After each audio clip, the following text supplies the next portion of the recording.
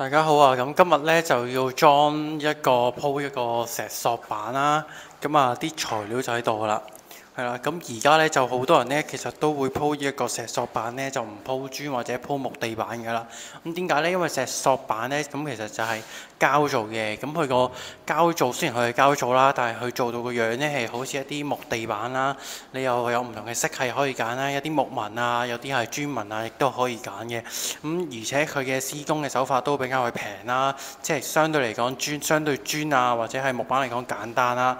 所以無論係料錢或者係人工錢咧，都比較係低嘅，亦都係非常之容易打理啦、清潔啦，亦都防潮同埋防水啦。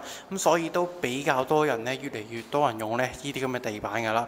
最主要就係咧，鋪呢個地板嘅時候咧，佢唔需要咧喺原本嘅地板上面咧就要做一啲工序去清翻原本嘅地板啦，佢淨咁做就得㗎啦，係啦。咁今日見到呢個單位咧，其實就係一啲咧公屋嘅單位啦，亦都係一啲比較細嘅單位啦，1至2人到嘅，咁就係長長方方形咁嘅樣啦。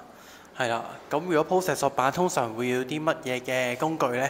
咁首先就係當然係料啦，咁同埋呢亦都要一個鑽啦，同埋呢一個電批啦，同埋淨係一個叫積梳同埋界機嘅。咁就因為之後呢，仲會有一啲長長角角啊，你係需要去剪啊界啊，咁就整到個地板凹凹陷，咁就比較上美觀啊。咁做完之後呢，亦都會做翻啲腳線啦。咁就呢啲白色嘅腳線啦，咁就都送咗上嚟㗎啦。咁亦都會有一啲咁嘅填縫膠啊、玻璃膠啊同埋釘膠呢。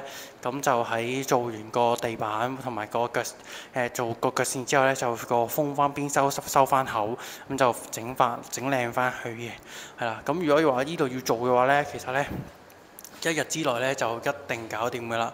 我諗呢度都有大概100-200尺到啦，係差唔多200尺啦，係啦。咁啊，基本上就1日之內就會起貨㗎啦，係咯。咁啊，今日講到呢度咁多先，咁我做完再俾大家睇下個完成品啦。好啦，拜拜。